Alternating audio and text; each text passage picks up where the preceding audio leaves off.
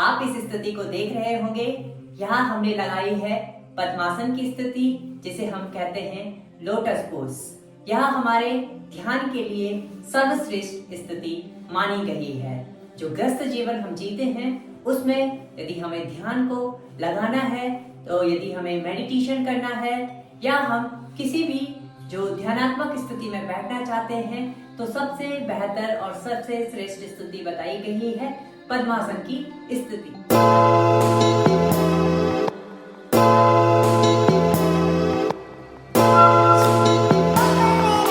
हरिओम, मैं योगाचार्य मनीष नेगी अपने YouTube channel योगाचार्य Manish Negi में आप सभी का स्वागत करता हूँ। आज का जो हम सेशन स्टार्ट करने जा रहे हैं वो है पद्मासन, या जिसे हम कहते हैं लोटस पोज या कमल मुद्रा। अर्थात इस पोजीशन को हम जब स्टार्ट करते हैं तो हमारे शरीर में क्या क्या बदलाव आते हैं, क्या क्या हमारे लिए बहुत ज्यादा यह बेनिफिट्स होने वाले हैं, इसके क्या क्या लाभ हैं और इसे करें कैसे। सबसे पहले हम जानेंगे कि इसे करते कैसे हैं, क्योंकि कई लोग हैं जिनको पद्मासन नहीं लगता। अब उसका भी क्या कारण है कि पद्मासन नहीं लगता, तो इसका मेन कारण है हमारे घुटने और हमारी थाइस। अर्थात कई लोगों के घुटनों में समस्या होती है, जो नहीं बैठ पाते हैं उनको छोड़ दीजिएगा, क्योंकि उनकी समस्याएं हैं बड़ी। अर्थात जिनको घुटनों से संबंधित कोई ज्यादा समस्या है वो नहीं लगा सकते हैं, उनको बड़ी समस्या आती है और पेन होने लगते हैं। परंतु जिनकी थाइस थोड़ा हैवी है या घुटनों में हल्का हल्का पेन होता है, इस अभ्यास के दौरान वो अवश्य ही इसे लगा सकते हैं। दूसरा, बच्चों के लिए बहुत ही लाभदायक है पद्मासन की स्थिति। अर्थात यदि बच्चे इस स्थिति को कर रहे हैं तो उनका मस्तिष्क जो माइंड है वो शार्प होगा और उनको पढ़ने में, यदि वो कुछ पढ़ रहे हैं तो उनकी याददाश्त क्षमता को बढ़ेगी इस मुद्रा के माध्यम से, इस आसन के माध्यम से। यह पद्मासन की स्थिति बच्चों को जरूर करनी चाहिए, और यदि हम रेगुलर इसमें बैठ रहे हैं 5 से 10 मिनट, तो हमारे जो माइंड है वो शार्प होता है, हमें याददाश्त जो हमारी होती है वो दुगनी हो जाती है, याद रखने की क्षमता हमारी दुगनी हो जाती है। और तीसरा, जो हम इसका बड़ा इफेक्ट देखते हैं, जो हमारे ऑर्गन्स हैं वो डिसबैलेंस नहीं होते, वो बैलेंस में रहते हैं। हमारी नाड़ियां, ईड़ा पीड़ा और सुषुम्ना जो नाड़ियां होती हैं वो बैलेंस में रहती हैं। तो ये कुछ लाभ थे जिनके माध्यम से हम पद्मासन करते हैं, तो ये हमारे बेनिफिट्स प्राप्त होते हैं पद्मासन को करने के लिए। अब हम जानते हैं कि किस प्रकार से हम इस पद्मासन को कर सकते हैं। हर कोई ऐसा नहीं लगा सकता, शुरुआत में हर किसी को दिक्कत होती है, तो मैं बताता हूँ उसके लिए छोटे छोटे अभ्यास कि किस प्रकार से हम पद्मासन को लगा सकते हैं। सबसे पहले आपको दंडासन में बैठ जाना है। साइड पे करके दिखाता हूँ आपको। इस प्रकार से कमर गर्दन स्थिति एकदम सीधी रहेगी। इस प्रकार से आपको बच्चों को इसको करवाना चाहिए, क्योंकि बच्चे इनको करते हैं तो उनकी जो रीढ़ की हड्डी होती है वो मजबूत रहती है। और कई दफा आपने देखा होगा, मैंने आज के समय देखा है कि बच्चे कैसे बैठते हैं, उनको ऐसे बिठाया जाए तो कोई ऐसे बैठता है, कोई ऐसा बैठता है, वो सीधा रह ही नहीं पाते, कमर एकदम उनकी सीधी नहीं रह पाती। तो उसके लिए उनके लिए ये दंडासन बहुत अच्छा स्थिति है, उनको दंडासन में बैठना है। इसके बाद आपको करना है जानुशिरासन। जानुशिरासन कैसे करेंगे? बाएं पांव को बेंड करेंगे इस प्रकार से और राइट थाइस पे रखेंगे। दोनों हाथों को ऊपर उठाते हुए इनहेल करते हुए एक्सहेल करते हुए नीचे यू। अपने नीज को, अपने नाक को नीज के साथ टच करवाने का प्रयास करना है। इस प्रकार से कोशिश करना है। अब आज के समय में आपने देखा होगा बच्चे नीचे टच नहीं कर पाते, ऐसे नहीं टच कर पाते, क्योंकि अभ्यास नहीं कर रहे हैं। यदि अभ्यास करेंगे तो आसानी से टच कर पाएंगे। इस पे भी आपको थोड़ी देर होल्ड करना है और धीरे से फिर वापस आते हुए रिलैक्स करना है। अब आपको क्या करना है? दूसरे पांव से भी सेम स्थिति को करना है। दाहिने पांव को बेंड करें और बाएं थाइस पर लगाएं। इनहेल करते हुए दोनों हाथों को उठाएं और एक्सहेल करते हुए फॉरवर्ड डाउन। एक बार आपको सेम अपने नाक को अपने नीज के साथ टच करवाने का प्रयास करना है। थोड़ी देर होल्ड करते हुए फिर से वापस आएं और रिलैक्स करें।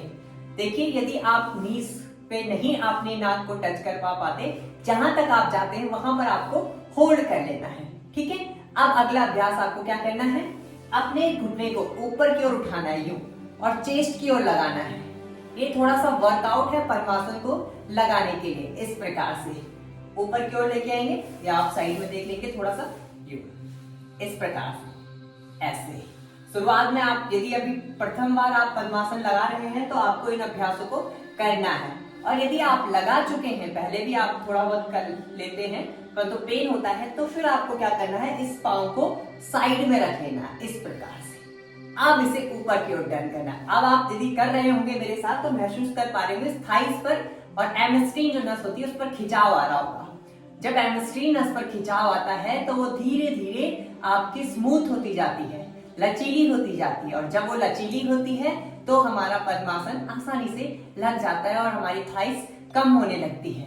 आराम से इसे करेंगे 10 टाइम, तो इसे हमें करना ही करना है। उसके बाद आप समय को अपने अनुसार बढ़ा लीजिए, 5 सेकेंड 10 सेकेंड और बढ़ा लीजिएगा, ठीक है। आप धीरे से वापस आएंगे और सेम स्थिति को भी दूसरे लेग से करेंगे। शुरुआत में आपको क्या करना है, बाहर की ओर रख लेना है और यू अप एंड डाउन अपने क्षमता अनुसार।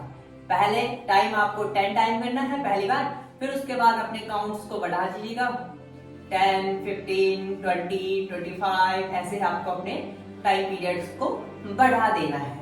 इस प्रकार से धीरे धीरे और अंदर की ओर लेके आएंगे इस प्रकार से, और अब फिर से आपको करना है यू धीरे धीरे up and down up and down up and down up and down up and down, इस प्रकार से आपको करना है।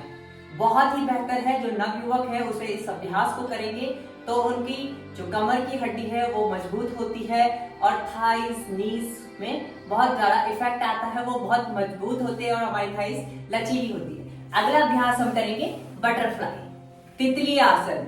अब आपने देखा होगा कि कई लोग तितली आसन करते हुए ये नीचे नहीं लगा पाते हैं, ठीक है।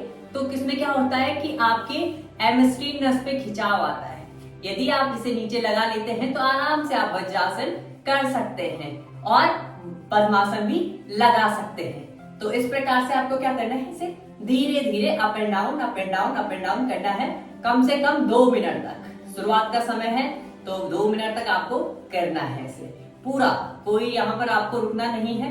और ब्रीथिंग पर विशेष ध्यान, ऊपर आते हुए इनहेल एक्सेल, ये आपको विशेष ध्यान देना है। इसे आपने पूर्ण किया, 2 मिनट तक इसे कंटिन्यू रखेंगे और फिर वापस आ जाएंगे, रिलैक्स करेंगे। अब आएंगे हम पद्मासन की ओर। ये हमने 3 छोटी छोटी एक्सरसाइज सीखी। अब हमें क्या करना है, सबसे पहले बाएं पांव को, बाएं घुटने को बेंड करना है, राइट थाइस के ऊपर रख लेना है इस प्रकार से। राइट थाइस के ऊपर रख लीजिएगा। इससे क्या होगा कि जो आपका नीज है उस पर ज्यादा खिंचाव नहीं आएगा और अंदर की ओर आ जाएगा। अब आपको क्या करना है, दाहिने पांव को ऊपर की ओर उठाना है, प्रेस करना है, ऊपर की ओर उठाते हुए अंदर की ओर लेके आना है इस अवस्था में, और ज्ञान मुद्रा में होल्ड कर लेना है और अपनी स्थिति में अपनी मुद्रा को बना लेना है और ध्यान की अवस्था में बैठ जाना है। बहुत ही लाभदायक मुद्रा या हम इसे आसन कह सकते हैं, पद्मासन। यह हमारे ध्यान के लिए बहुत ही सर्वश्रेष्ठ स्थिति है। धीरे से आएंगे वापस। यह था हमारे पद्मासन करने का तरीका और कुछ लाभ हमने जाने कि पद्मासन करने से क्या क्या लाभ होते हैं। उम्मीद करता हूँ आज का सेशन आप सभी को अच्छा लगा होगा। यदि सेशन आपको अच्छा लगा तो कमेंट्स जरूर कीजिएगा कि आपको इस पे कितना सीखने को मिला और आगे आप कौन सी वीडियो रिकमेंड करते हैं, वही आपके लिए हम वीडियो बनाएंगे। आपके स्वास्थ्य को स्वस्थ रखना ही हमारा मेन कार्य है, तो प्लीज कमेंट्स जरूर कीजिएगा।